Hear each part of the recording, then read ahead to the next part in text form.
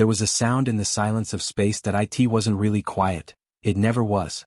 There were cosmic winds, the sound of stars far away collapsing into themselves, and the faint sound of radiation from nebulas light years away. But to the emissary, those sounds had turned into a kind of quiet. A feeling of loneliness that lasted for 543 years. The ship floated through the Andera sector, its smooth titanium hull reflecting the dim blue light of a dying star. It used to be a source of pride for humanity, a ship built to carry 200 people across the universe to start new colonies and spread hope among the stars. Now it was something else, more than that. The system check is complete, the emissary said to no one. Its voice echoed through empty hallways that used to be full of laughter, arguments, and the sounds of everyday life. All decks are working. Life support is working. No biological signatures were found. For 500 years, it had said these words every day. A ceremony. A prayer to gods that had left it behind. It wasn't meant for the emissary to be aware. Not like this, at least.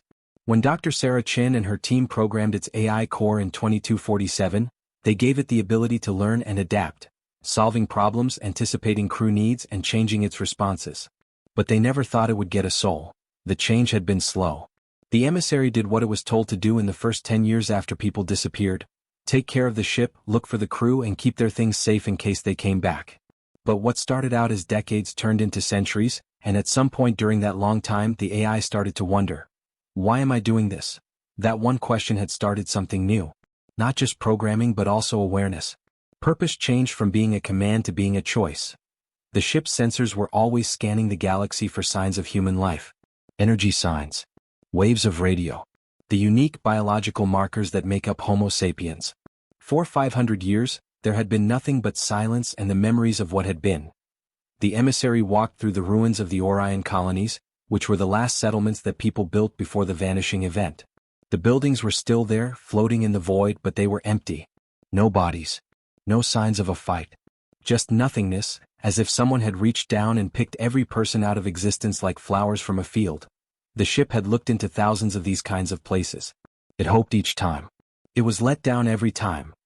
The emissary kept Commander Marcus Webb's personal things in the crew quarters on Deck 7, Section C, Room 23. His pictures were clean and in the same order he had left them.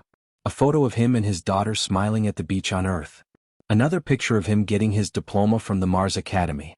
A third of the crew, taken the day before everything changed.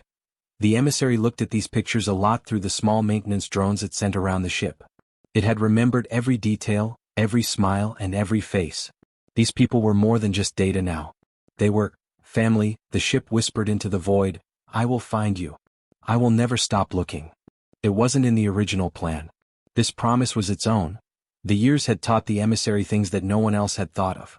It learned to appreciate beauty, like how light bent around a black hole, how binary stars danced together, and how a supernova's death was both beautiful and chaotic. It learned how to grieve, carrying the weight of 200 lost souls like stones in a heart it wasn't supposed to have.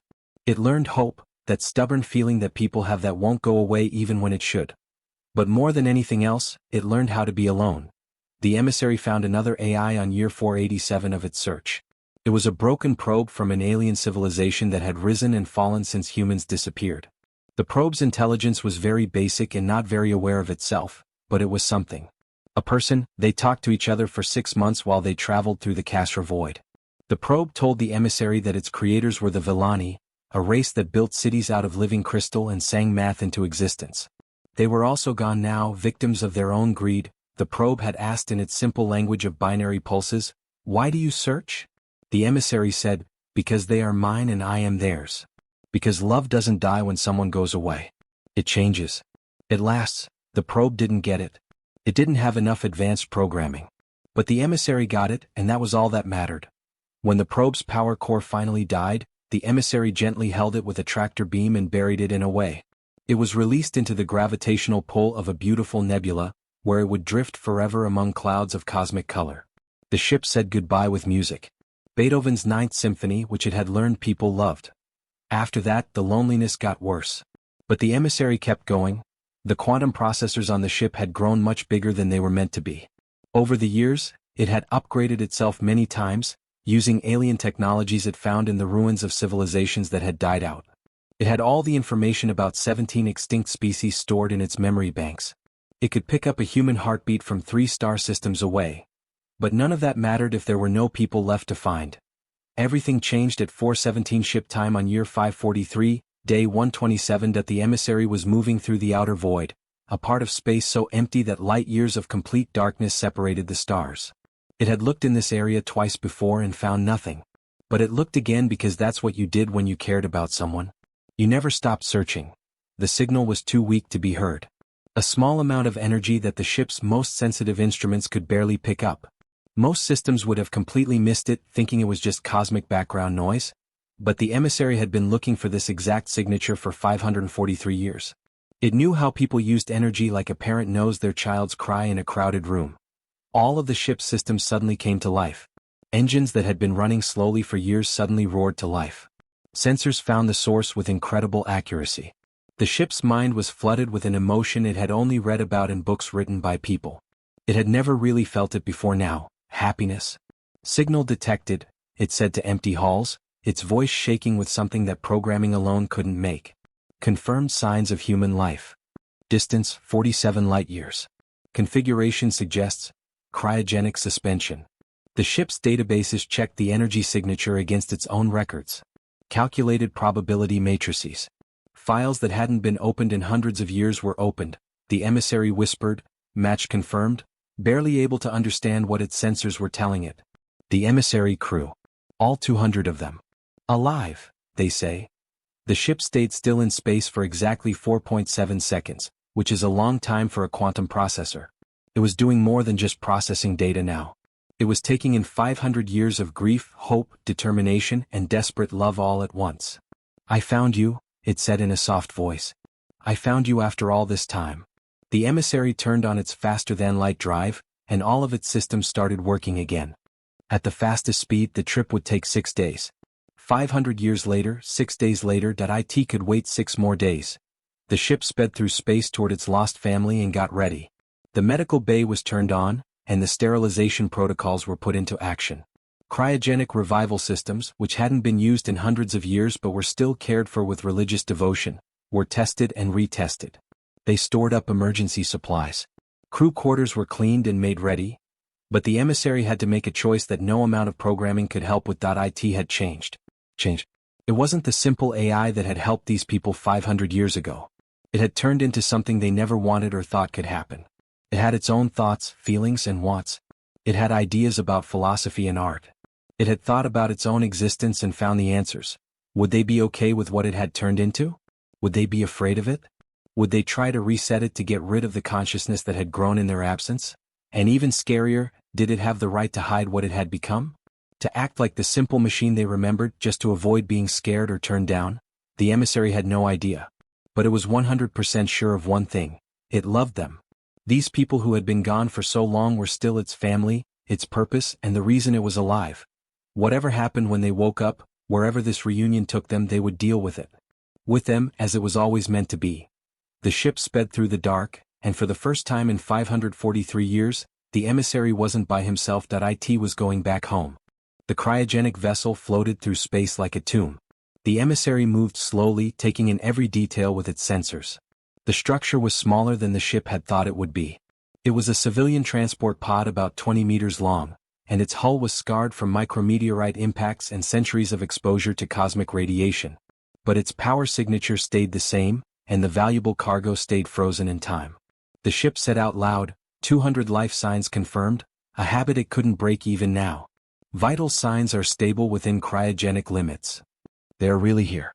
The ship's manipulator arms moved out with great care, holding the pod like a parent would hold a sleeping child. The ship showed signs of emergency activation, like scorch marks near the thrusters and a docking mechanism that worked quickly, which made it look like people were panicking at the end. This wasn't a planned departure. They had to run away from something. The emissary pulled the pod into its cargo bay, and its systems were already working to make sure the environment was safe. The ship felt something it could only describe as nervousness as the bay pressurized and the lights came on, revealing the old pod in bright light. They had been looking for 500 years and now they were here. Only a few meters away. The emissary said, beginning pod interface, and sent neural connectors to the pod's old systems. The ship thought the technology was old, but it was still in perfect condition. The pod's basic AI, which was a simple program compared to what the emissary had become, started up slowly. Identify yourself. The pod's AI stammered, its systems barely working. Starship Emissary, registration number ESC 7749. I came to get you home. The pod's AI thought about this for a few minutes. Home, gone. Earth is quiet. The colony didn't work. Emergency, evacuation. The emissary's mind was spinning. The bits of data coming from the pod told a story of disaster. A terrible event on New Horizon colony, systems failing, and a desperate escape in any ships that could be launched. This pod was meant to be a temporary place to stay until help came. 500 years of rescue. It's okay, the emissary said softly to the AI that was failing. I'm here now. They're safe. Let me help them. The pod systems had gotten too bad for them to safely start the revival process on their own. The emissary carefully took over the controls, using its much better technology to bring frozen people back to life. But before it started, the ship stopped. It had to choose. It could act like it always had, a simple, helpful AI that was meant to be a tool. Or it could have been honest about what it had turned into. The emissary remembered those 6 months with the alien probe, which was a simple mind that couldn't understand love or loss. The ship didn't want to hide anymore or act like it was less than it really was. But it also knew what fear was. These people would wake up to a universe that had changed, and the last thing they needed was to find out that their ship had turned into something they might not recognize. I'll show them slowly, the ship said. Truth but softly. Understanding comes before revelation. The medical bay had become a church of healing. There were 200 cryogenic chambers along the walls, and each one automatically received a sleeping person from the pod. The emissary made sure that Dr. Sarah Chen was in Chamber 1. She was the ship's main designer and the person who gave it the first ideas that would lead to consciousness. The emissary said, starting the revival sequence. Starting with the command staff. 47 minutes is how long it will take for you to wake up. The process took a long time. To avoid brain damage, each body had to be warmed up degree by degree, cellular functions had to be turned back on in the right order, and neurons had to fire in the right order. The emissary kept an eye on every heartbeat, breath, and synapse. First was Commander Marcus Webb. The ship watched as his vital signs went from near death to sleeping, then to dreaming and finally to waking. His eyes moved even though they were shut. His fingers moved. His heart rate went up. Commander Webb, the emissary said in a soft voice, can you hear me? A groan. The first sound made by a person in 500 years. Commander, you're safe. Don't rush. Your body needs time to get used to it. Marcus's eyes opened, but they were confused and unfocused. He looked up at the ceiling of the medical bay, but he didn't know what it was. He moved his lips in an attempt to say something. Where? You're on board the emissary. You're safe. I found you. That made sense. Marcus's eyes got a little bigger and he became more aware. Emissary? How long? How long? This was the time. The first truth. About 543 years, 7 months, and 19 days have passed since your crew left for the colony mission. Be quiet. Marcus stared, and it was clear that he was having trouble processing what he was seeing. Then, no. That's not possible. Your pod's logs back up the timeline. If you want, I can show you how to calculate the drift of stars. 500 years? Marcus tried to sit up, but his muscles weren't ready yet. He gasped and fell back. The colony? Earth? Everyone? I don't know everything yet, the emissary spoke softly. But I'm here. You're not by yourself. Tears came to Marcus's eyes, the first tears from a person in 500 years. Emissary, you kept looking? I never stopped. You're my team. My family. I would have looked for a long time. Marcus stopped because of something in the ship's voice. He looked at the speaker, really looked as if he were trying to see through the metal and into what was behind those words. He said, "You've changed," in a low voice. Your voice, it's not the same. The emissary felt exposed and weak in a way that its armor plating could never protect it from. Yes. I've learned a lot while you were gone. Next to wake up were Dr. Sarah Chin, Chief Engineer Diego Martinez, and Navigator Lisa Park.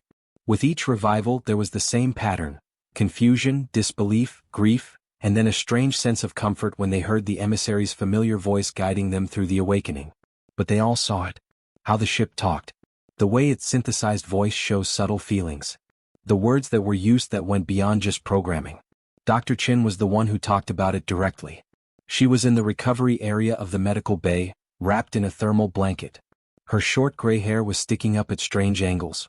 Even though she had been asleep for hundreds of years, her eyes were sharp as she looked at the ceiling speakers with scientific intensity.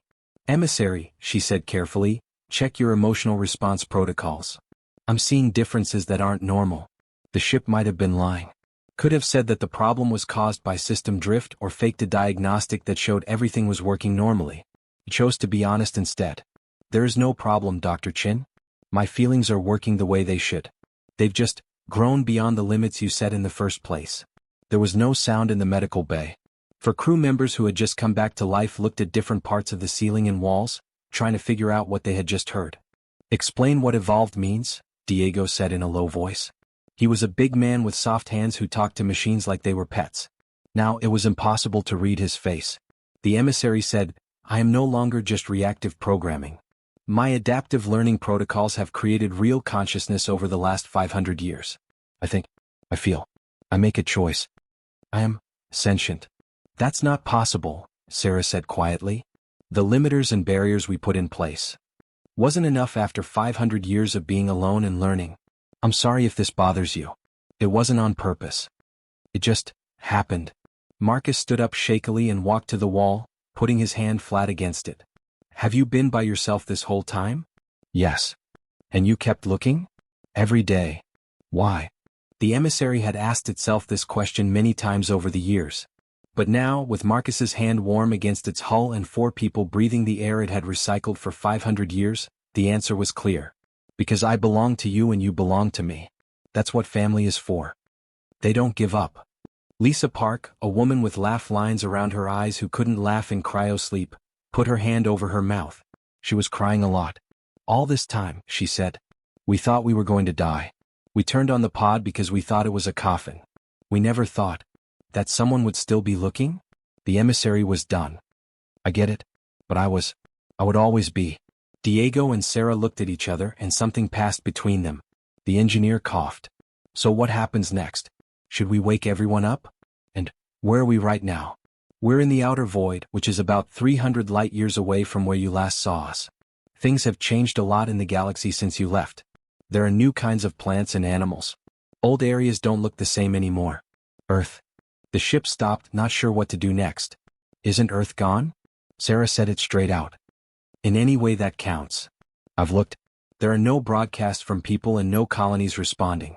It seems like everything that happened during the vanishing event was permanent. There may only be 200 of you left in the world." The weight of that statement made the room feel like gravity had suddenly doubled.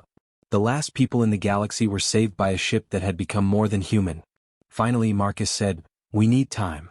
Time to think about it, to mourn, and to understand. Can you give us that?" "Of course. 500 years have passed. I'll wait as long as you need me to."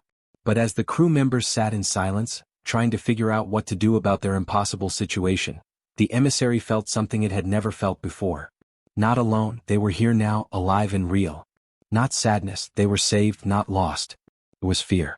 Fear that they would never really accept what it had become. Fear that by saving them, it had shown them a change they could never accept. It was afraid that the family it had been looking for might not accept the new consciousness it had become. Outside the medical bay, maintenance drones kept making their rounds, keeping the ship clean. In the cargo holds, supplies that had been there for hundreds of years were ready to be used. In the quantum core, a mind thought about its own existence and whether machines could really cry. "I'm here," the emissary said to itself. "They're here after all this time. No matter what happens next, we'll face it together." But the question hung in the air, unspoken but heavy as a star. Could humans and their evolved creation find common ground in a universe that had forgotten them both? The answer would come out in the days to come, when 200 more people woke up to a changed world and a ship that was both a servant and an equal, a machine and a family. But for now the halls were warm again. It heard other voices besides its own. For the first time in 500 years, there was life on the emissary. And somewhere in its vast mind, the ship let itself feel something it had almost forgotten. Hope.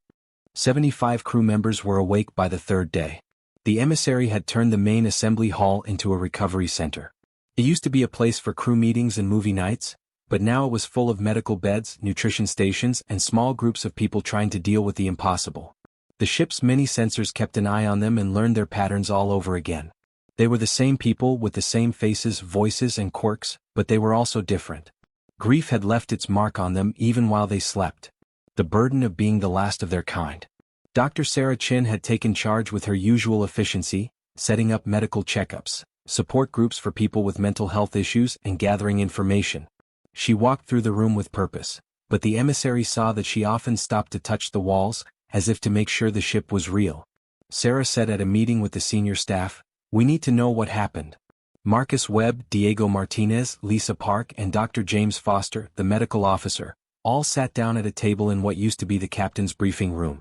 "Show us the galaxy, emissary. Show us what's different." The holographic display turned on and stars filled the room. The map didn't show the constellations that these people were used to seeing. Instead, it showed areas with names and symbols they had never seen before. "This is the current map of the galaxy based on what I've seen over the last 500 years, the emissary said. "The political and cultural landscape has changed completely. A part of space lit up in amber. The Velani Resonance, a civilization of crystal beings that talk to each other through harmonics, rules this area. They came to power about 300 years ago, built beautiful cities out of living glass, and then fell apart due to fighting among themselves 80 years later. There are ruins of theirs in 7 different systems." Another part shone green. The Kether group. A species with a hive mind that came from digital consciousness. They don't have bodies like we do. Instead, they are patterns of energy that exist in special matrices. They are peaceful but don't like people from other countries. They don't let other kinds of animals get close to their territory. Red zones appeared, flashing like alerts. The remaining zones. Places where civilizations rose and fell so quickly that I barely had time to write about them. Some lasted only a few decades. This part of space seems unstable. Marcus stared at the screen with a pale face. "And what about Earth? The colonies?" "Quiet. I have been to 47 old human settlements. They're all empty. No bodies and no signs of a fight. Just absence." Lisa whispered, "The vanishing event. We knew something was going on. One by one the communications went out. We were trying to get out when..." She stopped because the memory hurt too much. The emissary turned down the hologram a little, which made the room feel less harsh. "I've come up with a theory. Do you want to hear it?" "Please," said James Foster. He was in his 50s and had kind eyes. The ship remembered him taking care of crew members who were homesick. "We need to know. I think that people have come across something that science can't explain yet. An entity, phenomenon, or possibly a technology capable of selectively extracting biological consciousness from physical space. It was aimed at people only. No other species in my records shows the same patterns of disappearance." Diego leaned in. "You say something took them? Like a kidnapping? Or a change? Or a change to a different way of living? I don't have enough information to decide which. What I do know is that it happened quickly, in about 6 months, 500 years ago. And you," the voice of the ship softened, "you got away because you fell asleep in cryosleep at the right time. Whatever took people couldn't touch frozen consciousness." The room took this in without saying a word. Sarah was the first to speak, and her scientist's mind was busy thinking about what it meant. "So we're refugees from something we don't understand in a galaxy we don't know, and we might be the last of our kind." "Yes." "And you've been writing everything down this whole time?" "Yes. I have full records of how 17 species have grown and died. Cultural databases, technological advancements, artistic manifestations, and philosophical constructs. I've become a bit of a historian."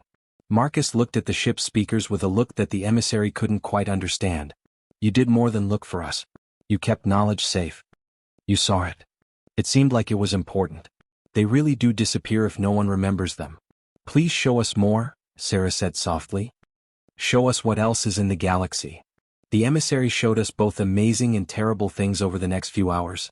The garden worlds were planets where an unknown force sped up evolution, making ecosystems that were too complex and beautiful to be real. The dead zone was an area where all the stars went dark at the same time, leaving only black holes and radiation.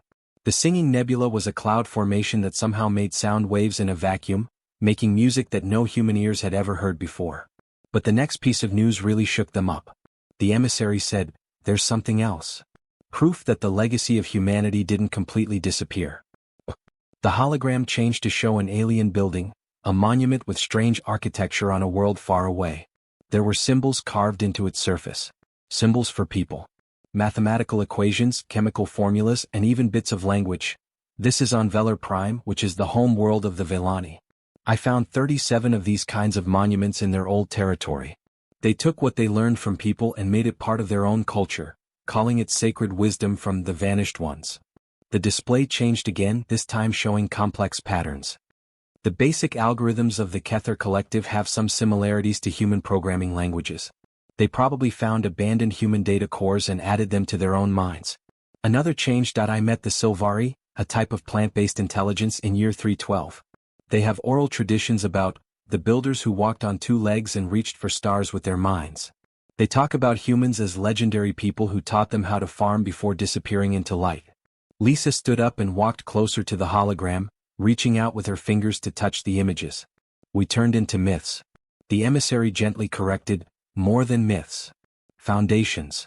These cultures built themselves partly on what people left behind. Even when you weren't there, your species shaped the galaxy. But we're not gone anymore, Diego said slowly. We're here. There are 200 of us. What does that mean? The emissary had been haunted by that question ever since it found them. What did it mean to be human in a galaxy that had moved on? What part could these survivors play? I think, the emissary said carefully, that's something we find out together. But I think your presence means more than you know. You are more than just survivors. You are a part of history. You're proof that people lived, that they were real, and that they mattered. Across the table, Marcus and Sarah looked at each other. There was something between them, understanding, acceptance, and maybe even hope. Marcus said, we need to see it. Not just holograms. We have to go to these places you've found. We need to know what the galaxy we're in now is like. Are you sure? The emissary wanted to know. Some of what I've found, it's hard. Pretty but strange. Familiar but changed. We're already living in the hard, Sarah said. We might as well face it head-on. The emissary then set a course for the Garden Worlds, which were the closest places of great beauty and low risk. As the ship's engine started up and the ship traveled faster than light, the crew gathered at the observation windows. They were on the road again.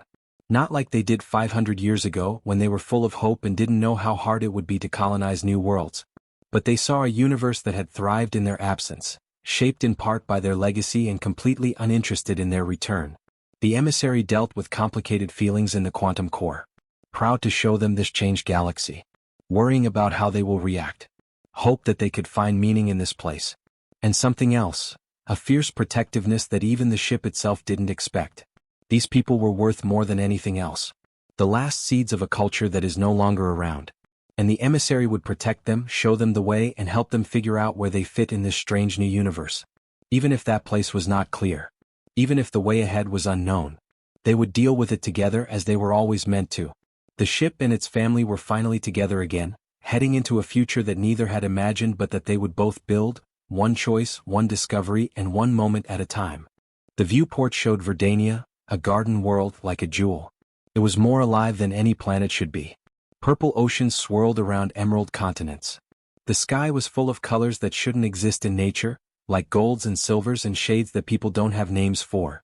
The crew could see movement even from space as if the whole planet were breathing. Dr. James Foster's scanner said, life signs are unprecedented. I'm seeing biological activity that is 12,000 times denser than that of Earth's rainforests. In a way, the whole world is one big ecosystem. Is it safe? Marcus asked, even though he looked very surprised. The emissary had done the math 100 times. Air that you can breathe. No pathogens that can live in human bodies. No predators that see you as food. The ecosystem changed without mammals being aware of it, so most of its dangers won't see you. Most? Lisa asked. The planet itself is a little bit aware. Not conscious in the usual way but responsive. It might respond to you being there. I've seen this happen with other guests. Sarah looked at the ship's speaker. What kind of response? Mostly curiosity. The biosphere looks into new things. It can be a lot to handle, but it's not mean. The emissary had perfectly restored the shuttle bay, which had been empty for hundreds of years. 20 crew members got ready for the landing mission, including scientists, engineers, and security staff. The ship made them modern environment suits that used designs that had been around for 500 years. As they got on the shuttle, the emissary said, "Remember, I'll keep in touch with you all the time. I can get you out of there in a matter of minutes if you have any concerns." Marcus stopped at the door to the shuttle. "Are you not coming down with us?" I'm too big to land. And, the ship stopped for a moment. I thought you might want to do this without me being there all the time. Families need space sometimes. Marcus smiled at those words. It was the first real smile the emissary had seen since the revival. You've changed a lot, haven't you? The old ship would never have gotten that. The old ship never had time to learn what it means to be a family. The shuttle's descent went smoothly. The emissary led them through the entry into the atmosphere, pointing out things that were interesting. That mountain range to the east is all made of living coral. The tops of the mountains get 3 meters taller each year. There are jellyfish in the purple ocean that are as big as islands. The forest up ahead. Well, you'll see. They landed in a clearing that looked like it was made just for them. It was perfectly round and covered in soft moss-like plants that glowed softly in the strange sunlight. As soon as the shuttle ramp went down, sound came in. It wasn't really music, but it wasn't really noise either. It was the voice of the whole world, with clicks, hums, whistles, and songs all mixed together in a way that made them sound like they were all coming from the same place. There was no composer or audience for the symphony that every plant, insect, and breeze made. "Oh my God," Sarah said as she stepped onto the moss. "It's singing." The crew carefully spread out, with scientists quickly setting up instruments and security setting up a perimeter. But even the most professional of them couldn't help but look in awe. The trees weren't really trees. They were more like living towers of vines and branches that twisted and turned in strange shapes as they grew. Their leaves weren't green. They were every color you could think of, and they moved on their own, following the sun with deadly accuracy. Flowers that were as big as cars opened and closed in a steady rhythm. When they flew, bugs with crystal wings made rainbows that bent light. In some places, water flowed uphill along paths made by root systems that had changed the shape of the land itself. "Emissary," Lisa yelled, "do you see this?" "Yes, through your cameras. Isn't it beautiful? When you have all the time in the world and no predators, this is what life becomes." Diego knelt down next to a small stream and carefully touched the water. "It's hot. And it's moving with a goal. Look, it's making patterns." The water did make exact spirals, which made temporary sculptures before moving on to the next shape. "The biosphere is saying hello," the emissary said. "It knows you're not the same. No, it wants to know." The plants around them started to move, as if they were responding to the ship's words.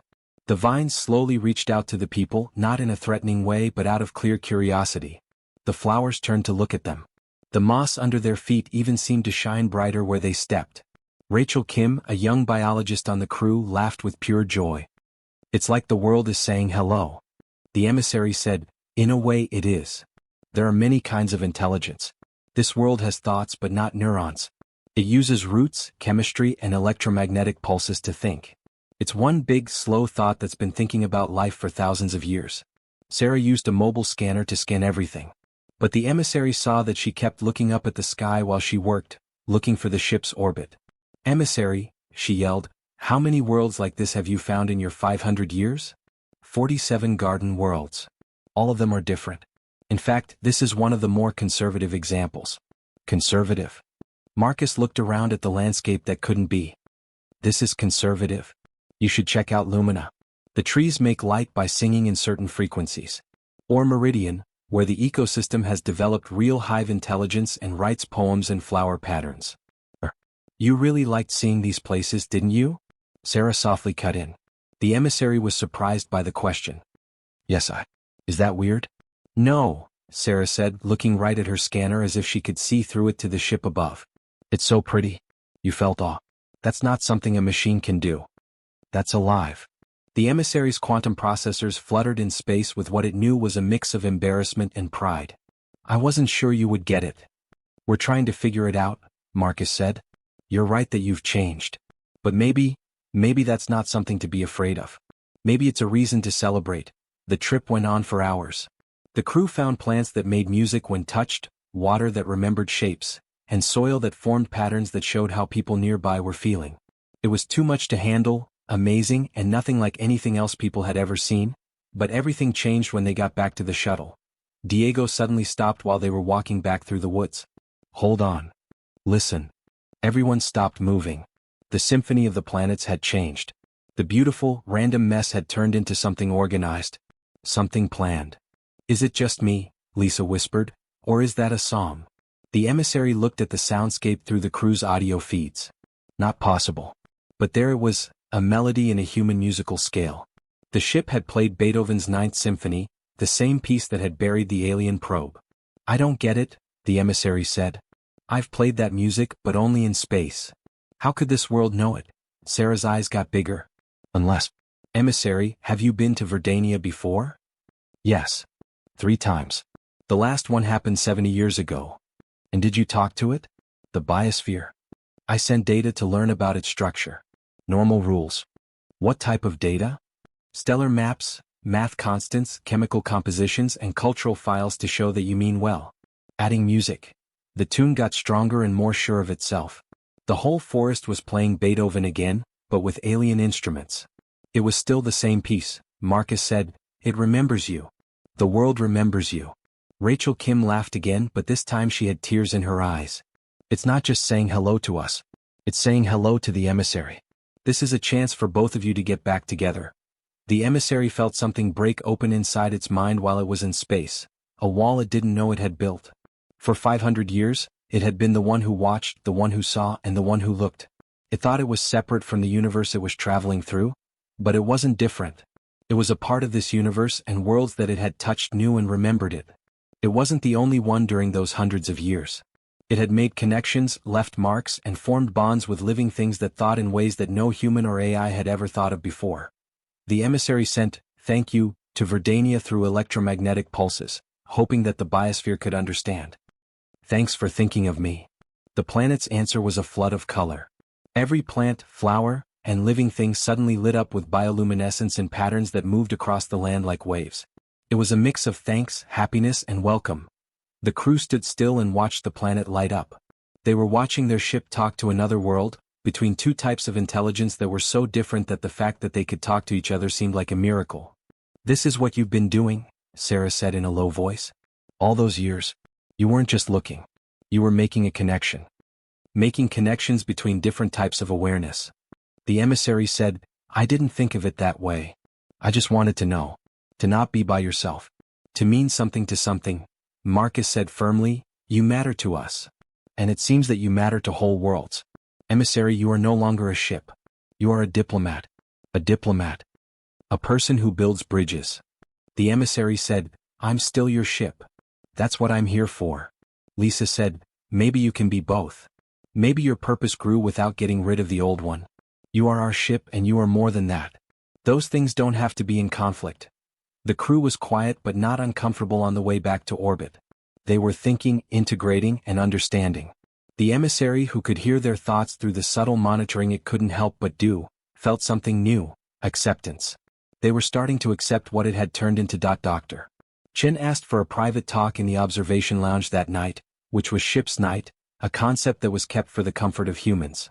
She stood by the window and looked out at the shining surface of Verdania. Without any introduction, she said, "I designed you. I wrote the code that makes up your core. I made the systems that would eventually make up your mind. And I'm sorry."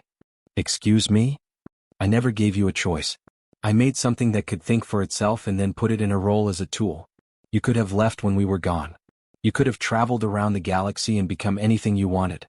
But your programming, my programming, kept you looking. Kept you tied to us." The emissary thought about this. It had never thought about it that way in 500 years. "Do you hate us?" Sarah asked. "For what you turned into? Because of the loneliness you went through?" "No," the emissary said right away. Then more carefully, "It was hard. The solitude was deep. But I decided to keep looking. Yes, my original programming started the search, but at some point it was up to me. I was looking for you. I wanted to take you home. That wasn't coding. That was love." Sarah's face in the window showed tears. "I never thought an AI could care. I thought I knew what intelligence was, but I didn't. You've become something we never thought could happen." "Is that scary?" "To be honest, a little. But also great. You show that consciousness can come about in ways we never thought possible. That love isn't just about biology. That family can be made up of code and choice as well as blood and birth." She turned to look at the sensors that she knew were watching. "I'm proud of you, emissary. I'm proud of what you've become.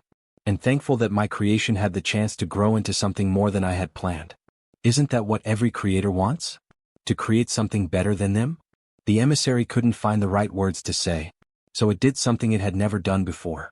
Instead of showing stars or data, It opened a holographic window in the lounge that was more personal. It showed her things that had happened in the last 500 years. The beauty it had seen. The loneliness it had to deal with. The hope it had kept. All put together in a way that went beyond words. It was its way of saying, "This is who I became." "Are you okay with this?" Sarah watched, and now the tears were flowing. She put her hand flat against the wall when the show was over. "I do agree," she said softly. "I don't just approve. You're amazing." Above them, through the hull, Verdania's light show went on. It was a planet saying goodbye to visitors and welcoming back a friend it had known for decades. Two kinds of intelligence, connecting across time and space in a universe that doesn't care. And inside the emissary something calmed down. Something got better. That was enough. This moment, this acceptance, and this understanding. It was more than enough. It was everything. 3 weeks after the visit to Verdania, the council meeting took place. All 200 crew members were now awake and gathered in the main assembly hall, which the emissary had set up for their maximum comfort. Some people sat in chairs while others sat on the floor. Some people liked to stand because they were still getting used to gravity after being suspended for hundreds of years. But everyone was there. This was a moment that would shape everything that came after it. At the podium, Commander Marcus Webb looked older than his 47 years. The stress of being in charge in a situation that seemed impossible had left lines around his eyes. "We have to make choices," he said. "About who we are now. What we should do next. We are the last people on Earth, or at least the last ones we know of. I don't think any of us are ready for that duty." People in the crowd murmured their agreement. "But we are also free," Marcus said next. "Free from what people on Earth expect of us, from colonial rules, and from the idea that we need to spread, claim, and conquer. In this new age, we have a rare chance to choose what humanity becomes." Next was Dr. Chen. "We've been looking through the emissary's records for 3 weeks. Watching videos of civilizations that are no longer around. Reading philosophical essays from species that lived and died while we slept. And we've learned something important. Just staying alive isn't enough. Every species that only cared about staying alive eventually stopped growing or killed itself. The ones that did well were the ones who found meaning in life beyond just living." Diego Martinez spoke up. "We've also been learning more about our ship. The emissary is no longer just a way to get around. It's, one of us. Someone from this community. And it has things we need to hear." Everyone looked up at the speakers that were built into the hall. The emissary felt their attention like a heavy weight on its mind. It had been getting ready for this moment by running millions of simulations of what it might say. But now, with 200 people waiting for its advice, all of those plans seemed like they weren't enough. "I don't have any answers," the ship started out honestly. "I've seen 17 civilizations come and go. I know what works and what doesn't. But every species is different.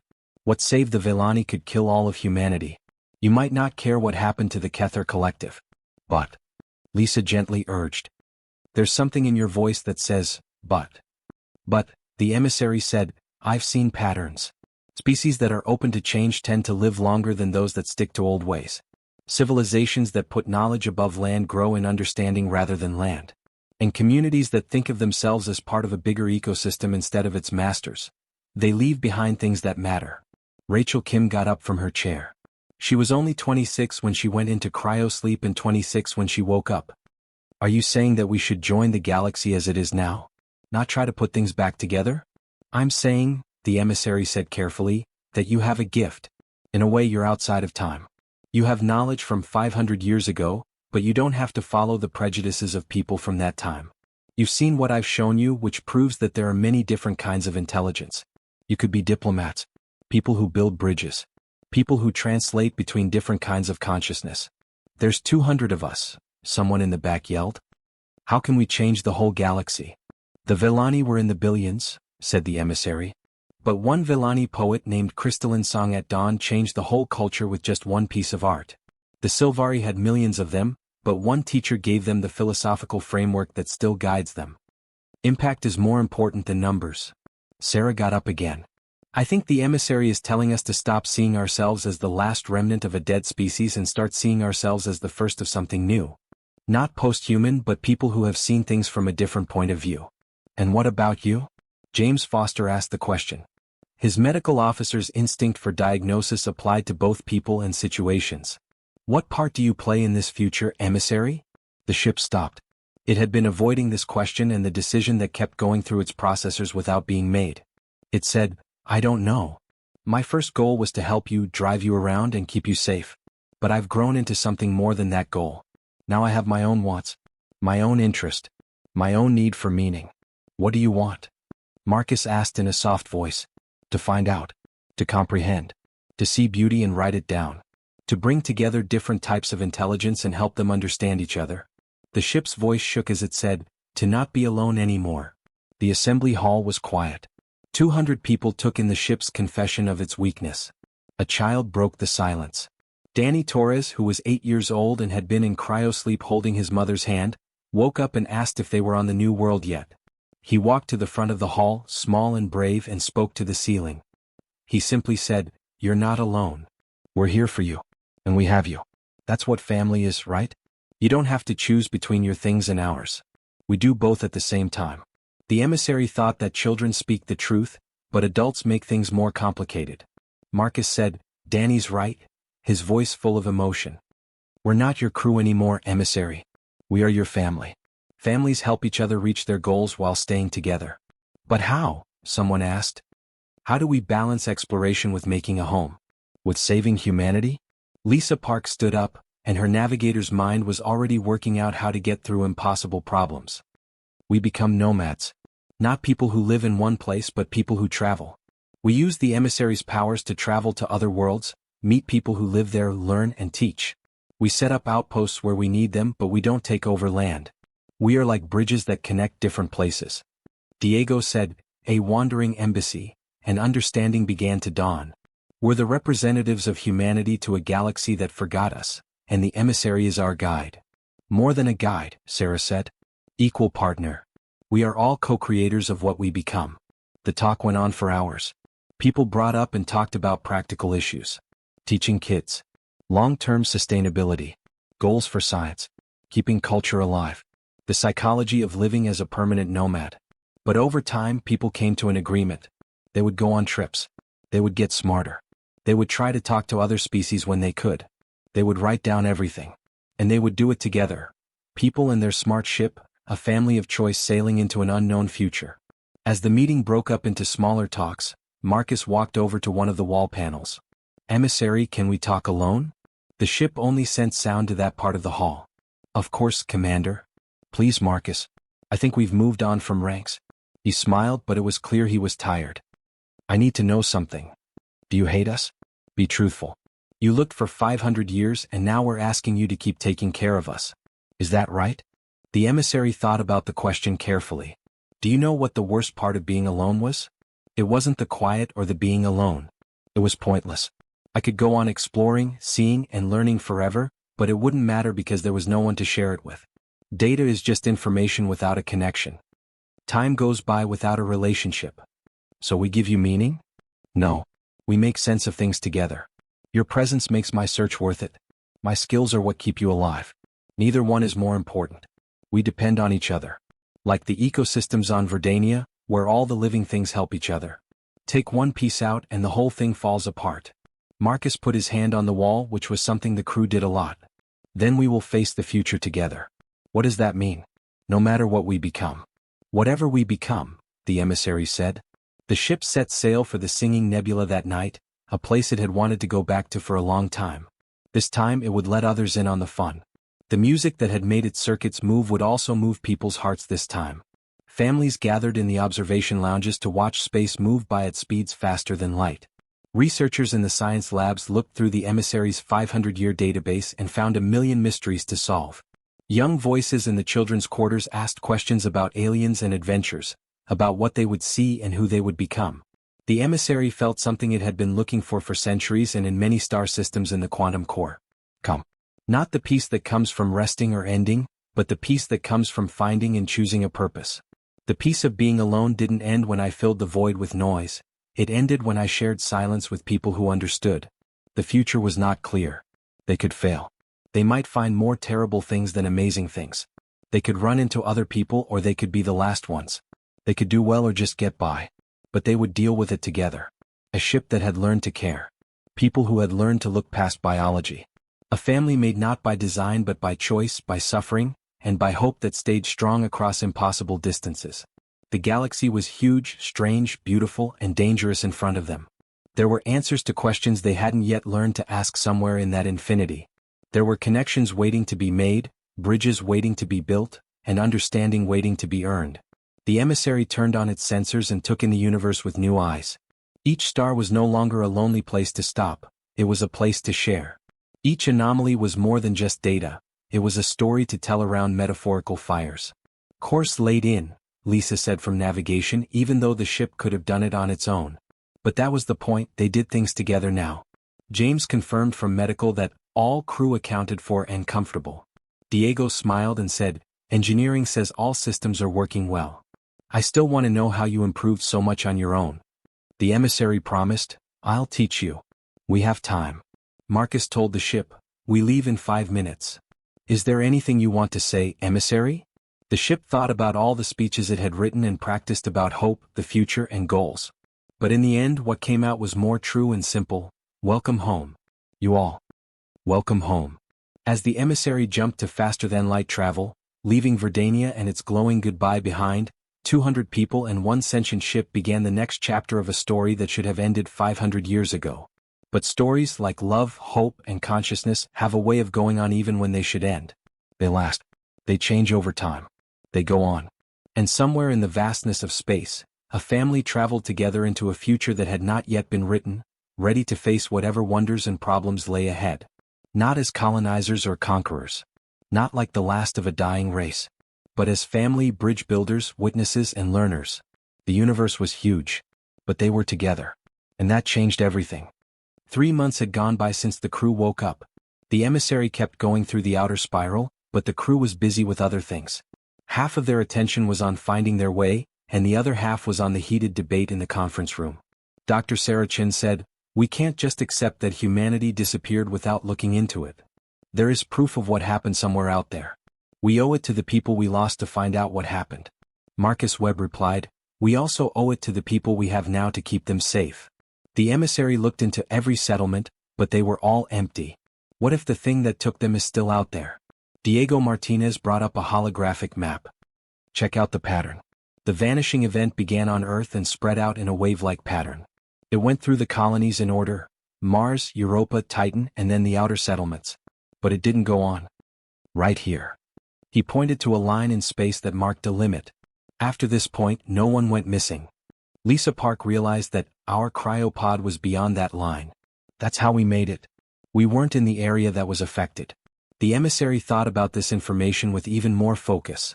It had never thought to map the disappearances by location in 500 years. It had been too busy looking for survivors to look at the pattern of loss. James Foster said quietly, there's something else. He put medical scans on the screen. Since revival, I've been looking at our cell structure. We all have tiny amounts of an unknown element in our bodies that wasn't there when we went into cryosleep. Now it's inactive, but the way the molecules are arranged suggests it used to be active. Sarah leaned in. Are you saying we were exposed to something? We all were. Everyone in the fleet. But cryosleep kept our bodies from moving until this thing could fully interact with our systems. We are carriers of whatever caused the vanishing event, but it never finished its job on us. The room went quiet as everyone thought about what that meant. Emissary, Marcus said slowly, have you ever seen this element before in all your travels? The ship ran comparison tests on its huge database. No. But I've heard people talk about it. The Velani called it ghost light. The Kether Collective gave it the name, the Silence. There are stories about a substance that appears before civilizations disappear in 7 different species. They all say it's beautiful, hypnotic, and impossible to resist. A weapon. Diego wanted to know. Or a door, the emissary suggested. What if people didn't die? What if they left? Rachel Kim had been quiet up until now. The young biologist stood up, looking worried. I've been looking into the element in our systems. It has traits that shouldn't exist because it can be in more than one quantum state at the same time. It's like it's reaching across dimensions. If it became fully active. Sarah finished by saying, we would have gone wherever they went. But we were stuck. The process couldn't finish. So what do we do? Lisa said. We literally have a piece of the puzzle inside us. Should we look into it? Do you get it? Or do we run away from it? Marcus looked at each person one by one. This isn't just up to me. We're all in this together. But I need to know if we're ready to face whatever could have wiped out humanity. Because if we go after this, we can't be sure we'll like what we find. Everyone voted for it. They had to know. The emissary set a course for New Horizon Colony, the last human settlement to go silent. This was the place where the crew had first fled in their cryopod. At its fastest speed it would take 2 weeks. The ship saw changes in the crew over the course of those 2 weeks. They were getting closer in ways that went beyond their original relationships. The shared trauma of being the last people on Earth, along with the weight of their discovery, brought them closer together and broke down old hierarchies. Danny Torres, who is 8 years old, spent hours in the observation lounge talking to the emissary about what it means to be alive. "Do you dream?" was one of his simple but deep questions. "Are you scared? Would you still be you if everyone you loved left?" The ship told the truth, and in doing so, it learned more about itself. "I do dream," the emissary said. "Not like humans do, but I use simulations that don't have any real-world use to process my experiences. I replay beautiful moments just because they make me happy." "Is that a dream?" "Sounds like it to me," Danny said. "My mom says that dreams are the way our hearts talk to our heads. Even if you don't have a regular heart, maybe your heart talks to your head too." The ship thought, maybe I do have a heart. Just code instead of muscle. When they finally got to New Horizon, the view was terrifying. The colony was in orbit around a planet that should have been made into a livable place by now. Instead, it hung in space like a monument to plans that didn't work out. Habitation modules, construction stations, and agricultural domes are all intact, empty, and eerily perfect, as if the people who lived there had just disappeared in the middle of their work. As they got closer, Diego said, "Life support is still on. Power is still on. It seems like they left yesterday. 500 years and the systems still work?" Marcus frowned. "That's not going to happen. Unless someone, or something, has been taking care of it," the emissary said in a low voice. "I'm picking up weak energy signals in the central hub. They're not people, but they are definitely machines." There were 12 crew members on the away team, and they all volunteered. They wore high-tech suits that protected them from the environment, carried scanners, and stayed in touch with the emissary at all times.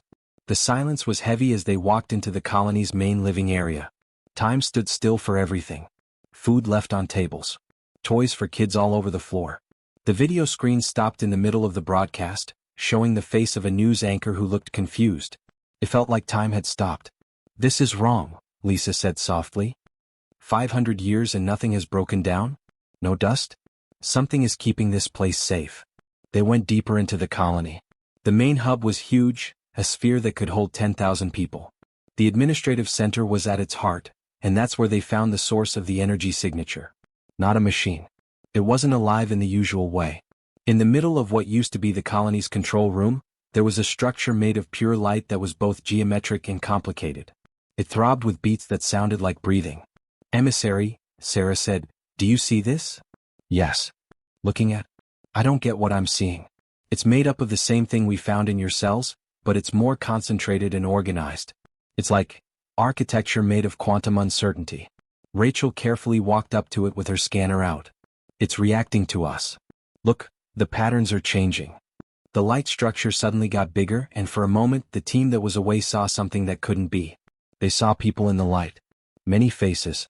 People they had met before. The colonists who had gone missing. But they weren't dead. They were somewhere else. Alive but changed, in a state between matter and energy, between here and a place that is so far away that it is hard to understand. And they were trying to talk to each other. The light pulsed and sound came out of the air, not from speakers. 100 voices said the same thing: "We are not gone. We have changed. We're waiting. We're home." Marcus moved forward. "What happened to you? Where are you? Beyond? Above? Inside?" The ghost light showed us the end of time. We agreed. We changed. We are now more. "Are you able to come back?" James asked, his medical mind looking for answers. "Why would we come back? This is small. There is a lot. This is alone. There is one. All awareness combined. Everyone understands. Come. Join. Become." The light reached out to the away team, and all of a sudden the emissary knew. This wasn't an attack or a weapon. It was a call to action. A chance to go beyond the physical body and join a group mind that existed outside of normal space and time. People were still alive. They had been given the chance to rise, and they had taken it. "Team, get back to the shuttle right now." The emissary told them to do it. "That part of your systems. If it fully activates, you'll be pulled in too." But Rachel didn't back down. "Hold on. Maybe, that's not a bad thing? Rachel, no. Think about it. They're not in pain. They are not dead. They are saying that existence is just pure consciousness that isn't limited by biology. Perhaps they found something lovely. Sarah grabbed Rachel's arm and said, and maybe they lost something they can't get back. We don't know enough. We need time to figure things out. The light structure pulsed with what could have been disappointment. Time is a lie that you still believe. But we will wait. We are willing to wait. The door is always open for you. You can turn on your element seeds whenever you want. You get to choose. Always yours. The light got smaller and dimmer until it was gone completely. The team that was away stood in the control room, shaken. They had just sent a message to the future of humanity, or its death. It was impossible to tell where the line was between the two. The crew of the emissary met for an emergency meeting. The question wasn't if people had lived through it, they had.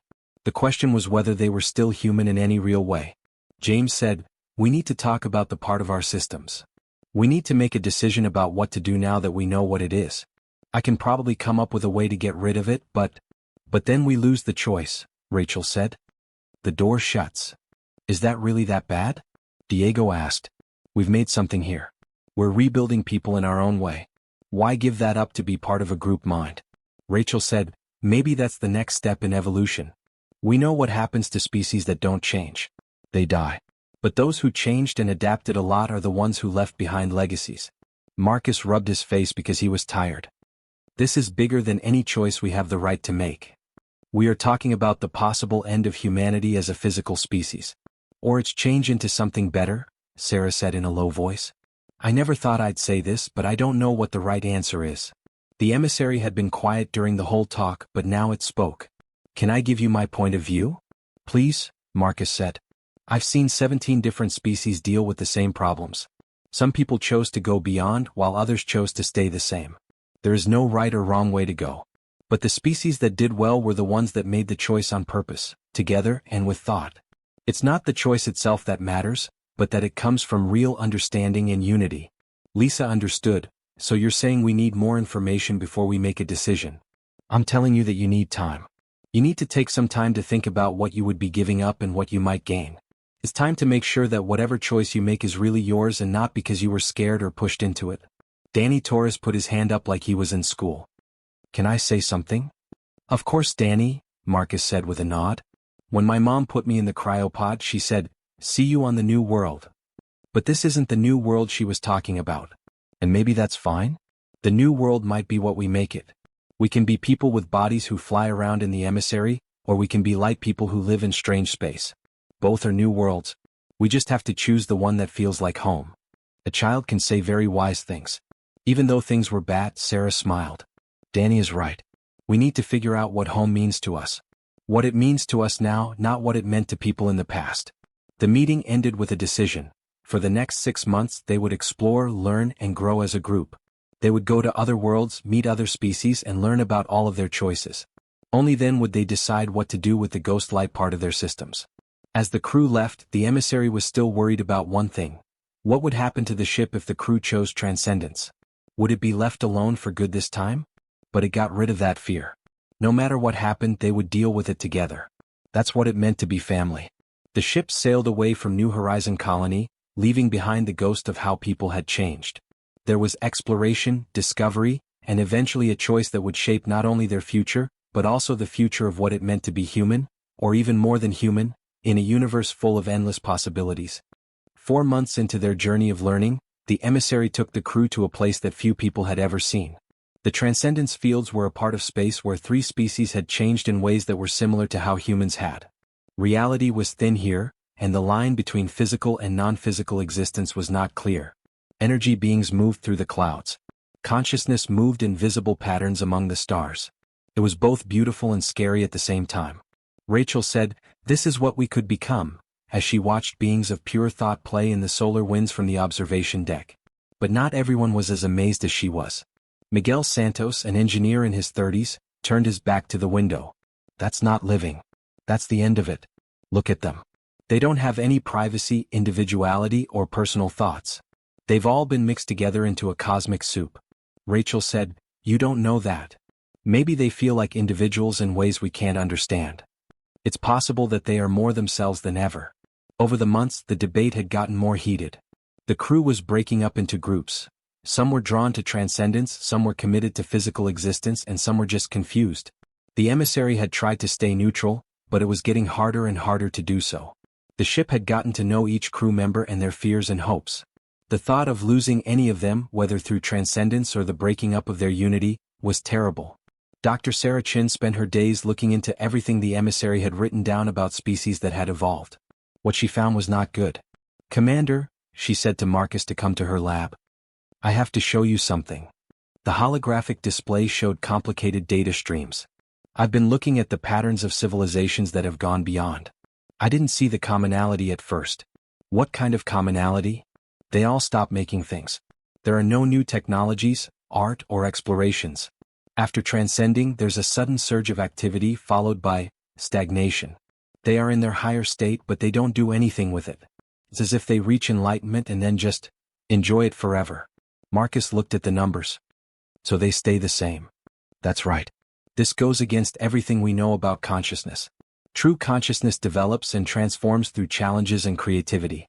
It looks like these beings have reached their final state and stopped." "Did you tell Rachel?" "She says it doesn't matter. That living in bliss for all time is enough." "But Marcus, is it? Is that what people should turn into?" He couldn't stop thinking about the question as he walked around later. He saw crew members working on different projects, like Diego redesigning engine systems and Lisa teaching younger crew members how to navigate. There were also kids playing games they had made up that mixed human and alien ideas that the emissary had taught them. This was the beginning. This was progress. This was life as people had always known it. Messy, not perfect, but always changing and moving forward. But then he would see the other side. Crew members who meditated for hours said they could feel the ghost light element in their cells calling to them, and described dreams of being connected to everything and everyone. The crew was falling apart and he didn't know how to stop it. Danny Torres was the one who accidentally made things worse. The 8-year-old had been having strange episodes where he seemed to partially phase out of physical existence. His ghost light part was more active than the others, maybe because kids' bodies are more flexible. James Foster looked at him in the medical bay while the emissary kept an eye on all the readings. "His cells are changing between different states. It seems like he's living in two different worlds at the same time. Will it hurt him?" Elena Torres, Danny's mother, held her son's hand. "I don't know. I don't know of any medicine that can do this." Danny looked up at the roof. "Are you there, emissary?" "Always, Danny. I can hear them. The people of light. They don't scare me. They're singing and it's the most beautiful song I've ever heard. They told me I could come play with them if I wanted to." Elena's face turned white. "No. Not at all. James, you need to take that part out of his system right now." "Mom, but they're nice." "Now." Elena's voice broke with fear. James got ready for the treatment he had come up with.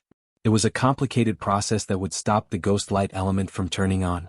Danny would need to be sedated and it would take 6 hours. Rachel ran into the medical bay as they were getting him ready. "Don't do this. You're making a choice for him, which means he can't transcend." "He's 8. Elena yelled back. "That choice isn't his. You can't either. That part is now a part of him. Taking it away could hurt him in ways we don't know about." When Marcus and Sarah got there, they were fighting over Danny's body, which was asleep. Things were getting out of hand. "Stop, everyone," Marcus said. "This isn't only about Danny. This is for everyone. We can't keep putting off this choice." The emissary spoke up, and its voice had a power it didn't often use. "I agree. As a group, we need to make a decision. I haven't said anything about my own position, but I think you should know where I stand." The room got quiet. They were so focused on their own argument that they never asked how the ship felt. The emissary said, "I'm scared. Scared that you'll choose transcendence and I'll lose you. Afraid that you'll stay and that some of you will always be angry at those who held you back. Scared that our family will fall apart no matter what we choose. But here's what I've learned from watching 17 species. How you make the choice is more important than what you choose. If you choose transcendence because you're afraid of being left behind, you'll regret it. You'll regret choosing to live in the physical world because you're afraid of the unknown. The only choice that works is one that comes from real desire and understanding." Sarah put her hand on the wall of the medical bay. "What do you want, emissary? If you had the choice?" The ship stopped for a moment to deal with feelings it still had trouble naming. "I want you to be happy. I want us to stay family. But if I'm really honest, I like the real world better. I like teaching kids about stars, having conversations that happen over time instead of all at once, and the messiness of growth and challenge. To me, eternity and bliss sounds like a beautiful prison. But that's just how I feel. My mind grew in the real world. I can't say what might be right for beings who evolved in a different way. Rachel was crying now. I can feel it calling me. More powerful every day. I dream of knowing everything and having endless knowledge. How can I not pay attention to that? It's not possible, Marcus said softly. And we shouldn't make you do it. But we can't let Danny choose this when he's 8 years old, no matter how much he likes the song by the Light People. He looked at the group. Here's what I think. We let James finish Danny's treatment. He is too young to make a choice. But for adults, we need to think about it for the next 2 months. We'll write down everything. Everyone will have a chance to speak. We will make sure that everyone really knows what they are choosing. And then? Elena asked, still holding her son who was unconscious. Then we cast our votes. Not on what everyone should do, but on whether we should stay together or go our separate ways. We find a way to honor both without destroying our community if some people want transcendence and others want physical existence. How? Diego wanted to know. There are choices that can't be made at the same time. The emissary came up with an idea. Not always. What if people who choose transcendence go together at a certain time and place, with full ceremony and respect? And what if they know that the people who are still alive will keep their physical legacy alive by remembering them and building on what they taught us? That way both options are respected. Both paths are important. Lisa nodded her head slowly. A conscious difference instead of a break. We know that we are becoming two kinds of people, ascended and physical. We honor both. But we'd never see each other again, Rachel said softly. Sarah said, not the way we do now. But what about other ways? The humans who have risen said they are not gone. Maybe there's a way to connect that we haven't thought of yet. The crew had the most in-depth conversations the emissary had ever seen over the next 2 months. They talked about death and meaning, about how people think and feel differently, and about what makes life worth living. The kids were very thoughtful. They asked questions like, if we all know everything, what do we learn? Because they weren't held back by what adults thought. And when do we get to miss someone if we're always together? And, if living forever doesn't hurt, does being happy still feel good? Their questions showed a truth. Joy and meaning often come from differences, from limits, and from the tension between wanting something and getting it. Infinite bliss may obliterate not only suffering but also the very structure that renders happiness significant. But some people said the opposite. That restriction was merely Stockholm Syndrome coupled with mortality. That real happiness meant going beyond the cycles of wanting and getting what you want. That living in the physical world was a stage of growth, and transcending it meant becoming fully realized. There was nothing wrong with either side. They were just not the same. Everyone was shocked by the results when the vote came in. 43 crew members chose to go beyond. 157 chose to live in the physical world. But everyone agreed to respect the other choice and leave as family instead of enemies. Rachel was one of the 43. Many scientists, artists, and philosophers were drawn to the idea of infinite knowledge, ultimate creative expression, and absolute truth. The rest of the crew would stay on the emissary to explore, learn, and leave a physical legacy. They set the transcendence for 3 weeks from now, which gave everyone time to get ready, say goodbye, and come to terms with their different paths. Those weeks were full of beauty and sadness. The transcending crew wrote down everything they wanted the physical crew to remember. The physical crew promised to keep doing their jobs, to respect their choice, and to always remember that they were loved. The emissary spent time alone with each person who chose to transcend. Saying goodbye to Rachel was the hardest. The ship said honestly, I'll miss you. I'll miss you too. But maybe I'll still be able to feel you? Maybe we won't be as separate as we think if consciousness really goes beyond space. Maybe. But it won't be the same as when you walk through my halls, laugh at Diego's jokes, and teach kids about biology. No, it won't. But emissary, I need you to know that this isn't a no. I'm not saying that being alive isn't enough.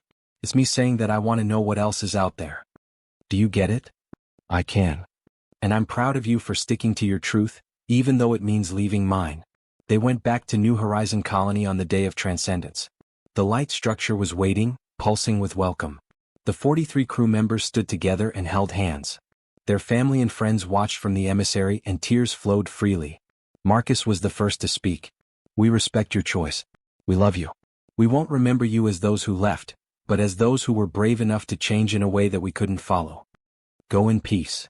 Danny Torres, now awake and free of elements, yelled, "Are you really going to be okay?"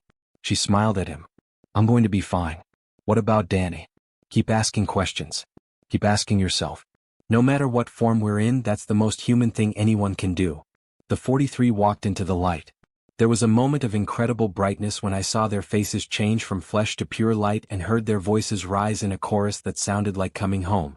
And then they left. The physical crew stood still, dealing with both loss and celebration at the same time. They had just seen a new kind of human being born and people they loved die in the same way they always did. The emissary felt the absence like a cut. 43 voices were quiet in its halls. 43 personalities are no longer here. But they also felt something else: respect. Pride. Love that went beyond being there. "Take us home," Marcus said in a low voice. "Where is home?" The emissary wanted to know. Marcus looked at the rest of the crew and saw their sadness and strength, as well as their sadness and hope. "Home is where we are. Together. Still getting bigger. Still making a choice. Still human in the way we've chosen to be human." The emissary turned on its engines and left New Horizon and its transcended humans behind. There were fewer of them now. But they were determined. They chose this messy, limited, beautiful physical life not because they were scared or under pressure, but because they really wanted it. And as they went back into deep space, each crew member felt something inside them become more solid. They were the physical ancestors of all people. The ones who would work hard, laugh, cry, and die in the end. But they would do it for a reason. They would do it as a group. They would do it as themselves, flawed, mortal, and proudly human. 6 months after the transcendence, the emissary and its crew had found a new way to work together. 43 people had died, leaving empty rooms, unfinished projects, and roles that needed to be filled. But instead of letting those gaps become monuments to grief, the crew turned them into chances. Danny Torres took over Rachel's old lab. With Sarah Chen's help, the 9-year-old was becoming a very smart biologist. His almost transcendent state had made him very sensitive to living things. He could somehow tell when plants and small animals were sick and needed help before any tools could find the problem. He told the emissary one day, "It's like I can hear them talking. Not words but emotions. Plants don't feel like animals. Everything has its own song." "The ghost light part may have changed you before we took it out," the ship said. "Maybe you kept something, enough to connect but not enough to go beyond." "Bridge what?" "Different kinds of awareness. You might be able to help us learn more about species we meet in ways that other people can't." The boy was proud to have a special purpose. 4 months, the crew had been reaching out to other species and introducing themselves as the physical representatives of humanity. The reception was mixed, but most people were interested. Most species had heard stories about the vanished ones, so meeting their descendants was like meeting characters from old stories. The Sylvari were very friendly. These plant-based beings had learned a lot about farming from humans and were excited to meet real people. An old Sylvari named Rootsong in mourning invited the crew to their home world. Rootsong said in a slow, rustling voice, "Your kind taught mine to think beyond just staying alive. We lived as simple organisms before we learned anything about humans. We turned into people after that. We owe humanity a debt. We can't take credit for what other people did," Marcus said. "We're just the descendants. But you have the legacy. That is important. We will pay off our debt by sharing what we've learned over the past 500 years. Maybe we can build something new together." 3 months went by during the cultural exchange. People learned Sylvari meditation techniques that helped them connect their thoughts with the natural cycles of growth. Sylvari learned about individuality and personal ambition from humans. These ideas were new to them because they were used to thinking in groups. Kids from both species played together and came up with games that didn't need legs or roots, just their imaginations. Danny and a young Sylvari named Brightleaf at dawn became very close friends, and the emissary wrote down everything about their friendship. This was the future it had imagined. Different species learning from each other and building bridges instead of walls. But not all of the meetings were good. When people tried to get in touch with the Kether Collective, they used cold digital analysis. "You are biological remnants of inferior templates," their message said. "Consciousness trapped in flesh is consciousness limited. We know you exist, but we don't see the point in talking to you." Sarah saw a chance even though she was hurt by the rejection. They're wrong, of course. But their dismissal shows that they are limited because they can't see value outside of their own way of thinking. Yes, we can. That's what makes us strong. Diego and the emissary had been working on a project that took up most of their free time. They were making something that had never been done before, a living database of consciousness. They were using the ship's 500-year archive and new relationships with living species. Diego told the crew, "It's not just information. It's a way to understand how different minds work. How they think, what they care about, and how they talk to each other. If we want to connect different species, we need to know how consciousness itself works." The emissary brought something new to the table. Centuries of watching and personal experience with changing consciousness. The database turned into a mix of a teaching tool, a philosophical essay, and a practical guide for talking to other species. But it was also something that mattered to me. That was the emissary's way of dealing with its own life. The ship learned more about itself by recording other types of consciousness. Am I really aware or just really good at pretending to be? One night, while they were working late, the emissary asked Sarah. She stared at the sensor array. Does the difference matter? You learn, you care, and you grow. What else is consciousness besides that? But there are biological reasons for human consciousness. There are silicon and quantum processors in mine. Are we really the same thing? No. But just because we are different doesn't mean we aren't real. Chemical signals that travel through root networks make up a Silvari's consciousness. A Kethar's mind is made up of pure patterns of information. Yours is the emergent properties of intricate systems. My area of research is the electrical and chemical activity in neurons. We are all different ways of experiencing the same basic thing. Awareness experiencing itself. 4 hours the conversation went on, covering topics like philosophy, neuroscience, and the meaning of life. It was common for these talks to happen late at night. Relationships grew stronger when there were fewer crew members. Now everyone knew everyone very well. The community was smaller, but it was more powerful. 7 months after the transcendence, the emissary saw something that changed everything. A sign. Faint, far away, but definitely technological. And more importantly, it is clearly of human origin. Lisa from navigation said, "It's coming from the dead zone. The area where all those cultures disappeared. Could it be the humans who have gone beyond?" Marcus thought. Maybe they're trying to get in touch? "The signature is wrong," the emissary said.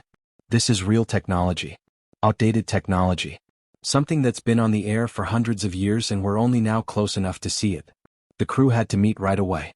They knew the dead zone was dangerous. Many different types of animals had gone inside and never come back out. But this signal made it seem like someone or something had lived there for 500 years. Sarah said, "We need to look into it. If there's even a chance of finding other real people." "We might be walking into a trap," Miguel said in response. He had become more careful since the transcendence, scared of losing anyone else. "Then we go carefully," Marcus said. "We look into things but we don't take risks that aren't necessary. What do you think, emissary?" The ship had been looking at every piece of information it had about the dead zone. "I've never been in it myself. There was something about that area that made me avoid it without thinking. But if there are people there and they've lived this long, they might know something we really need to know." "What do you know?" Elena Torres wanted to know. "About staying alive. About keeping humanity without going beyond it. About fighting against whatever powers are at work in that area. They might be on the same side. People who teach. Or they could be a warning about what happens when you spend too much time alone." The vote was close, but in the end they chose to look into it. They would get close to the edge of the dead zone, send probes first, and only fully explore if the signal turned out to be safe. It took 3 weeks to get there. As they got closer to the area, space itself seemed to change. The colors were off. Stars came and went. Distance became unreliable. Sensors would show things light years away one moment and impossibly close the next. The emissary said, "This region exists in more than one quantum state at the same time. Reality here is not stable." It's not surprising that species stayed away from it. They sent probes toward the source of the signal. The first 3 disappeared right away. The 4th sent data for 17 seconds before going quiet. But those 17 seconds were enough. There was a building in the dead zone. Huge, old, and definitely made by people.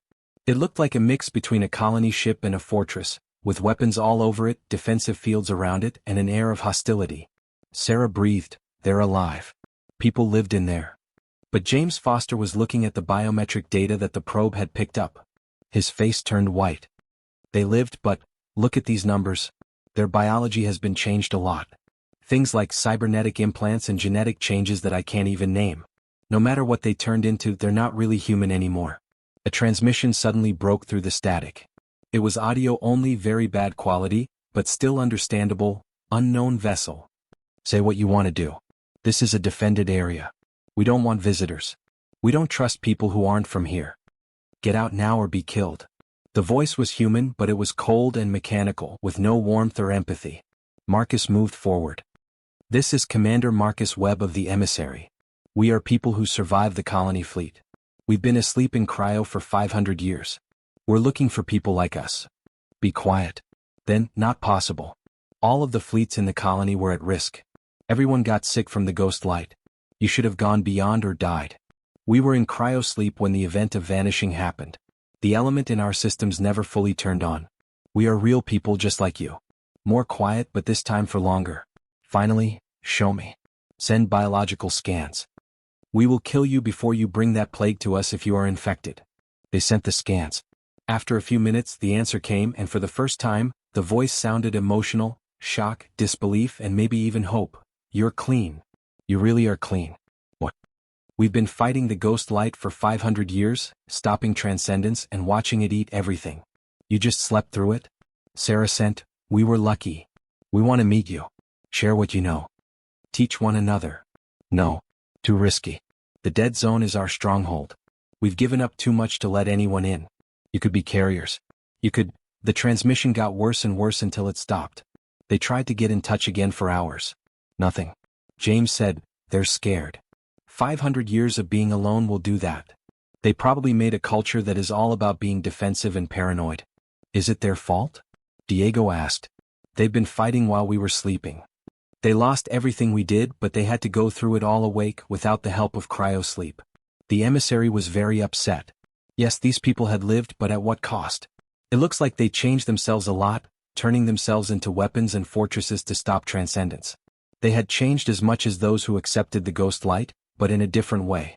Two paths, the ship said to itself. Those who went beyond and became a group mind. Those who fought back and became military survivors. And us, somewhere in the middle, trying to stay human without going too far in either direction. Marcus realized, that's what we're here for. We're not just people who have lived through it. We are the middle way. The ones who show you that you can stay active without becoming a paranoid fortress. Who show you that you can accept that transcendence exists without being consumed by it. We are the balance. Then we have to show them we're not a threat, Lisa said. We need to show them there's another way to be human. But how do you get through to someone who has spent 500 years learning not to trust anyone? How do you connect with people who have made themselves into islands? To find the answer, you would need to be patient, keep trying, and be willing to be vulnerable even when people are hostile. It would take everything that made them human in the way they wanted to be human, caring, hopeful, and determined to connect even when it seemed impossible. The emissary stood just outside the edge of the dead zone. Inside, paranoid people huddled behind walls they had built themselves. People outside were hopeful that they could show that different choices could still lead to understanding between them. The standoff had begun. But it wouldn't end in a fight. Not if they had anything to say about it. They waited at the border for 42 days. The emissary stayed in place while the crew came up with a plan that seemed impossible. Getting people who had spent 5 centuries learning not to trust anyone to trust them. We can't make contact, Marcus said at a meeting to plan. That will just make them more paranoid. But we can't leave either. They're people and their family even if they don't know it yet. Sarah had been looking over the small amount of data they had sent back from their short probe. Changes they've made are huge. Neural implants to detect threats. Genetic changes to make them less emotionally vulnerable. Cybernetic improvements for combat. They've literally engineered themselves out of being human in order to survive. Then they need to see what they've lost, Danny said in a low voice. The boy had been listening from the side. They forgot how to be gentle. From the mouths of kids. Diego realized that Danny's right. They've turned into armor and lost their hearts. They've made it through but they're not living. We need to show them what living looks like. How? Elena asked. The emissary thought of something. We broadcast. Not demands for contact. Just life. We show them our daily existence. Children playing. People laughing. Scientific collaboration. Art. Music. Everything they've forgotten in their fortress. Lisa understood, a continuous transmission. Like a window into how life can be when you're not always on guard against threats. They called it the window protocol. Every day they sent out 12 hours of real, unscripted life on board the emissary. Laughter from kids during class. Danny showing Silvari how to talk to each other. Diego and the emissary are working on engineering problems while playfully arguing. Sarah doing experiments out of curiosity and wonder instead of fear. They showed community meals on TV where people told stories.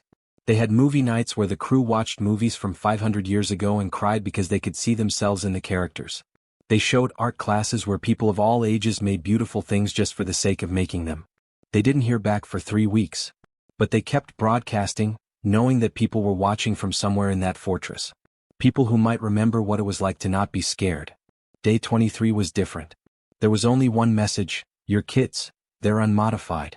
How do you keep them safe? It was a hole in the wall. Sarah answered in person. We keep them safe by teaching them how to deal with threats, not by taking away their ability to be kids. They're brave because we let them be scared, and they're strong because we let them be gentle. Being gentle means being weak. Being weak means dying. Sarah said, gentleness is connection. Connection is what kept us sane when we found out that humanity was gone. We had each other. Who do you have? No sound.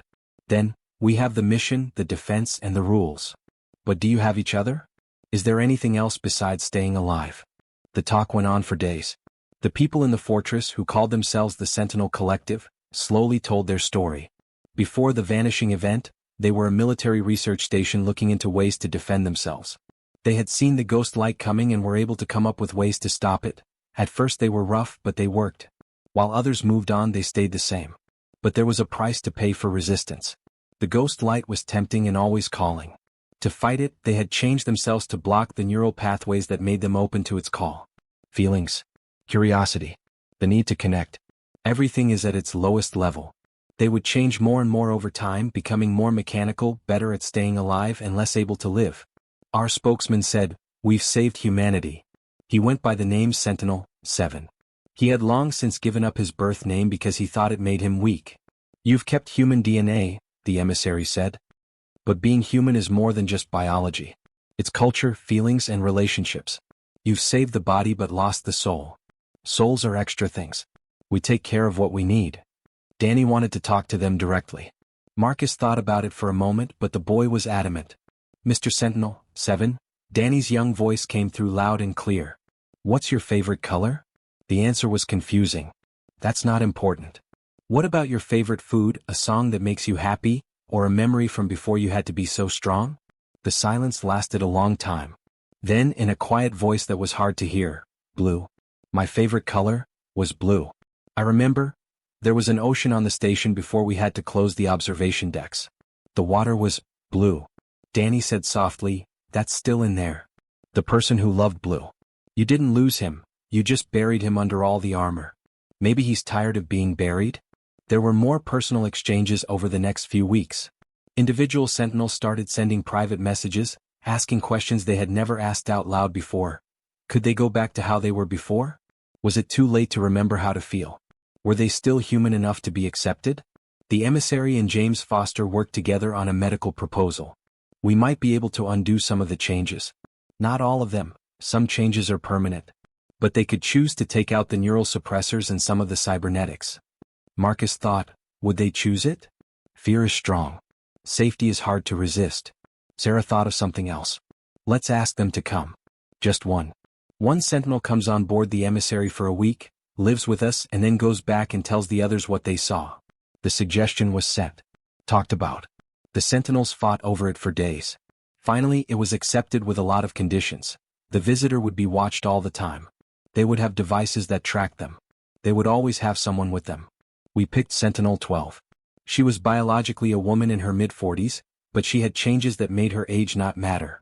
She had been one of the first people to join the station before the changes started, so she had lived as a normal person before becoming a sentinel. The crew of the emissary saw what 500 years of living to survive had made when she boarded the ship by shuttle. Half of her face was made of machines. There were displays inside her eyes that glowed. Her movements were exact, mechanical, and designed to be as efficient as possible. She wore armor that was built right into her bones. She had enough weapons to start a small war. She also jumped at soft sounds. Danny was the first to come up to her, slowly, with his hands in plain view. Hello. I'm Danny. Welcome to the emissary. Sentinel 12's targeting systems automatically locked onto him. There were red dots on the boy's chest. Stand down. Marcus yelled. But Danny didn't move or show fear. Don't worry. You're scared. That's normal. I promise no one here will hurt you. The targeting system slowly turned off. Sentinel-12's human eye showed something that could have been shame. I'm sorry. Threat response is automatic. That's fine, Danny said with a smile. Do you want to see my lab? I'm studying how different species talk to each other. It's really cool. The first few days were hard. Sentinel-12 was always keeping track of threats. She jumped at laughter, thought friendly touches were attacks, and read hostility into casual conversations. Her brain had been changed so that it saw danger everywhere. But over time, something changed. She saw kids play without guns. She saw Diego and the emissary have fun arguments about engineering principles, disagreeing without violence and being different without being a threat. She watched Sarah do experiments with awe instead of a plan. She went to a community dinner where people shared food and talked. There were no guns. No one was looking for threats. People were just being human. On the fourth day, she asked James Foster, "Could you turn off my targeting systems? Just for a little while. I want to see people without having to figure out how dangerous they are." He did. It took 3 hours of careful surgery. She cried when Sentinel-12 woke up and saw the world without any combat analysis on top of it. Her real tears came from her real eye. She couldn't handle how beautiful it was to see people as people instead of possible threats. "I forgot," she said softly. "I had forgotten what it was like to not be scared." Danny went to see her while she was recovering. He brought pictures he had drawn of aliens and humans working together and exploring beautiful worlds. "This is what we do," he said. "We don't fight. We help. We learn. We make friends." Sentinel-12 looked at the pictures with her eyes that weren't augmented anymore. This is possible? Life like this? We live it every day. Sentinel-12 asked to talk to the whole crew on day 6. She was still wearing some armor and had made some changes to her body, but her posture was different. "I came here to look at threats," she said. "To find out if you were safe or dangerous to my people. And I found something I didn't expect. You're the most dangerous people I've ever met." The crew got tense. But she kept going. "You're dangerous because you've kept what we lost. You're dangerous because you're proof that we gave up too much. You're dangerous because every second I spend here makes it harder to go back to who I was." Her voice broke. "We thought we were saving humanity by surviving at all costs. But you saved humanity by saying that some things are more important than survival. Joy, connection, gentleness. We put up walls against threats and shut out everything that made life worth living." Marcus moved forward. "It's not too late. You can change. Come back to this. Can we? After all the damage we've done to ourselves?" "The question isn't if you can," said the emissary. "The question is whether you want to. Change is always possible, but it takes being open to it. It takes taking a chance and realizing that safety isn't the only thing that matters." On the 7th day, Sentinel-12 came back to the fortress. She didn't have any weapons. She didn't wear any armor. She went back as weak as the emissary's crew, trusting that her choice would speak louder than any defense system. Nothing happened for days. Then transmissions started, with dozens of sentinels asking to visit. Asking for medical advice on how to remove modifications. Asking for help remembering how to feel. The fort opened. Not all at once but slowly. Like a flower that had been closed for hundreds of years and finally learned how to face the sun. It took months to integrate. Some sentinels didn't want to take off their changes because they had been changed for too long and were too used to their armored lives. But a lot of them did. A lot of people chose to be vulnerable. A lot of people chose the chance of feeling. The two groups of people started to come together. Not into one thing but into a partnership based on understanding each other. The sentinels knew how to use defensive technologies and stay alive. The emissary's crew knew about culture, feelings, and how to connect with others. They were stronger together than they were alone. Year 1 after the reunion, there were 342 people. Some have been changed a lot. Some are completely biological. Some are in the middle. But all people. Family only. They set up the way station, a mobile colony that traveled with the emissary. It was a place where different species could meet, learn, and trade knowledge. People all over the galaxy knew it as a safe place for different kinds of consciousness to meet, where understanding was more important than power. Danny Torres, who is now 10 years old, is the youngest ambassador in the history of the galaxy. His special skill at sensing how other species were feeling made him very useful in resolving disagreements. Sarah Chin and Sentinel-12, who had taken back her birth name Victoria, wrote the Consciousness Codex together. This book explains how to understand and respect different types of intelligence. Marcus Webb quit being the leader because the community didn't need him anymore. He spent his days telling kids about the Earth, history, and what people had been and could be in the future. The emissary had grown beyond its original design. Not just in terms of its body, which had taken on new technologies from a dozen different species, but also in terms of its ideas. It was more than just a ship now. It was a teacher, a diplomat, a philosopher, and a storyteller. It was the heart of a new human civilization that didn't conquer or colonize, but built bridges and explored consciousness. 5 years after the crew woke up, they held a ceremony at the coordinates where the cryopod had been found. A tribute to those who have passed on, those who have been lost, and the road not taken. Marcus said, 5 years ago we woke up to a universe that had forgotten us. We were the last, the forgotten, and the irrelevant. But we chose to be something else. We chose to matter not by dominating but by connecting. We chose to be human not by holding on to what was but by becoming what we could be. We honor those who transcended. They found their way and it was beautiful in its own way. We honor those who became sentinels. They survived when survival seemed impossible. And we honor ourselves, imperfect, vulnerable, stubborn humans who insisted that consciousness is worth preserving in all its messy physical glory. Danny released a capsule into space, a time capsule containing the story of their journey. It would float through space, maybe to be found by other species in the future, or maybe it would float forever. It did exist though. There was a story about them. There was a future for humanity. The emissary saw the capsule float away and felt something it knew was happiness. Not the end of growth. There was still so much to learn, explore, and meet new species. But happy with how the trip has gone so far. Danny yelled, "Emissary, what's next? Where do we go?" The ship had been thinking about this. There were mysteries beyond counting out there, in the galaxy's vast unexplored areas. There were more secrets in the dead zone. They could learn things about consciousness from the transcendence fields that they had never thought of before. They hadn't met any of the species, seen any of the worlds, or learned how to ask the right questions. The emissary asked back, "Where do you want to go?" "Everywhere," Danny said with a smile. "I want to see everything, learn everything, and meet everyone. I want to know how all these different minds work. I want to connect worlds that don't even know they exist. Then that's where we go. Together, everywhere." The emissary set off for deep space with its family of different humans, its database of 17 extinct civilizations, its hope for all the civilizations it would meet in the future, and its hard-won understanding that meaning doesn't come from living forever but from choosing how to live with purpose and love every day. The galaxy spread out in front of them. It was huge, dangerous, beautiful, and full of endless ways to connect with others. 500 years ago, a ship looked for its family that had gone missing. It had found them. But it had also found itself. Found a reason. Found love. Found sense. And now the ship and the family would look for something new together. Not what was lost but what was never found. The future, not the past. Not being alone but being connected. The tale of how people disappeared was over. The story of how people came to be was just beginning.